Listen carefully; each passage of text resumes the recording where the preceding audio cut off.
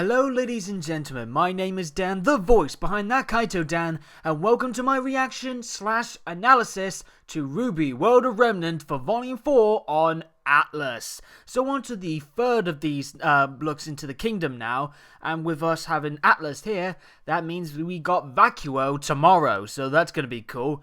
But yes, Atlas, this is probably the second most known kingdom to us in terms of information.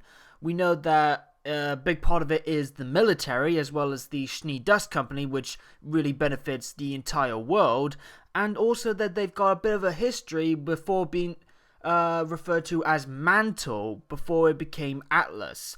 So that's an interesting aspect that hopefully we'll see in this. But yeah, I think that's mostly the major points of topic that we know of in regards to Atlas. Of course, we know guys like Winter and Weiss, and of course Mr. Schnee lived there, and Flint and Neon as well. So let's see what we get from this episode of the World of Remnant. Don't forget also, as usual, the analysis will follow straight after the reaction. So let's get into this now. I'm all set to go, and we'll begin in 3, 2, 1. RWBY World of Remnant. Still interesting to imagine what may be some topics explored in the show itself, since we're getting the kingdoms now. And what's Crow like? I suppose it's time we talked about the fine people at the top of the world. Well, he's not drinking. Atlas is Remnant's youngest and arguably most successful kingdom, but it's a bit of a special case. See, before the Great War, there was no Atlas. There was Mantle. There was Mantle. Yep. At some point hello, in Grim. time, a group of settlers were crazy enough to venture out into the northernmost continent of Salatas. Salatas. When you're that desperate, a frozen hunk of rock I can definitely doesn't seem understand like what he such a said bad that place time to for a call home. continent name. As a matter of fact, the harsh weather conditions proved to be just as useful as the mountain ranges when it came to keeping the So there's some creatures severe cold weather that's bad for both It also parties. kept the people of Mantle from flourishing. Humanity's got a neat trick up its sleeve, though. And this is how they first came across their element of dust. And Inclination is to find a solution. that's a lot of fire dust. The cold climate of Salatas forced its settlers to adapt. I really love the art style they use for these World of Remnants. Did it faster than the rest of the world. Ah, so that's explaining how they got so high tech. But it was the Great War that really kicked things off. New forms of dust application and weaponry allowed Mantle to expand. More and more territory was set aside for dust mining and research. The territory beside the kingdom's combat school, Halcyon, was the most opportune area to construct Like a new Celsius? R&D facility.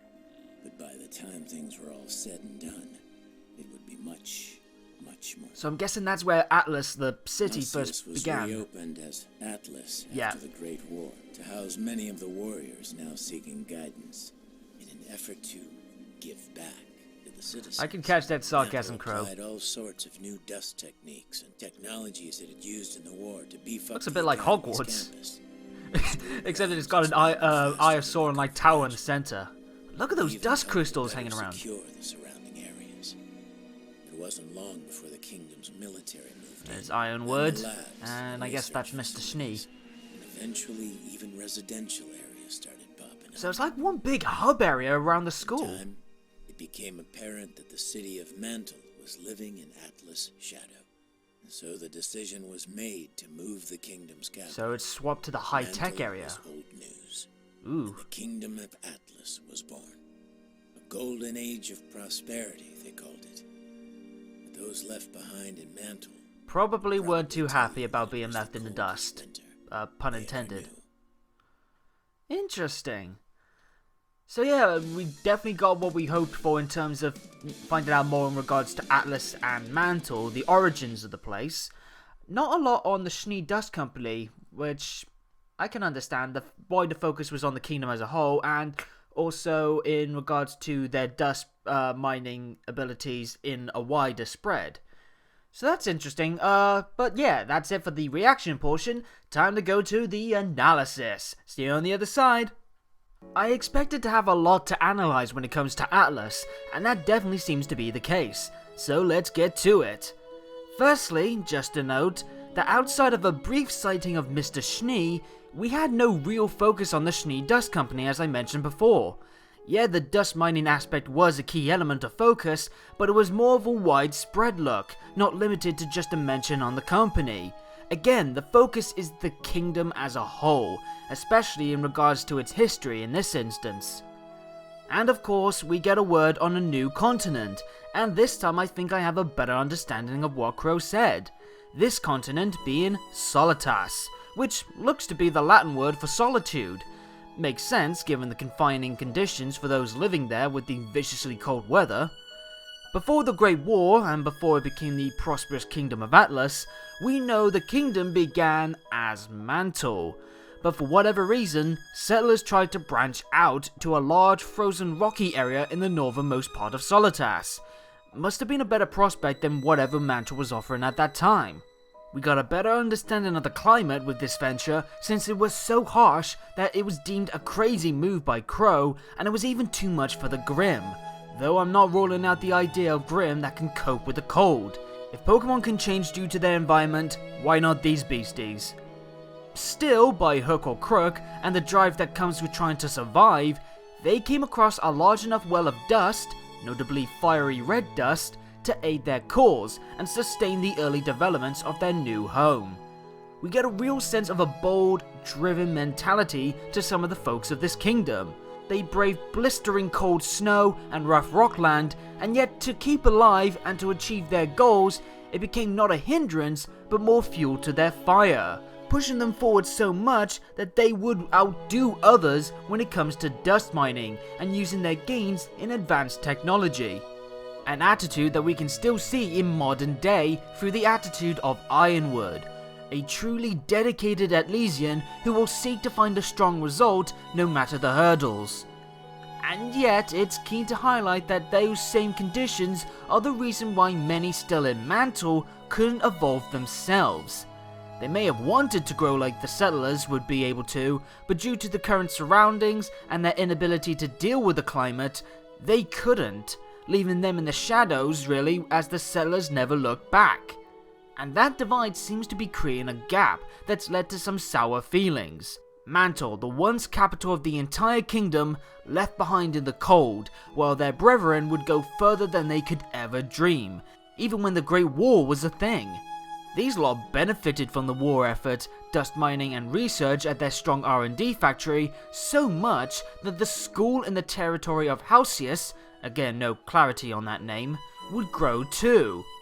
Crow seems to be sarcastically supporting Atlas's claims of giving back to the warriors and the citizens after that war with a new age of developments, beefing up the campus to where it would soon become the main hub, with labs, research facilities, residential areas, and of course, the military.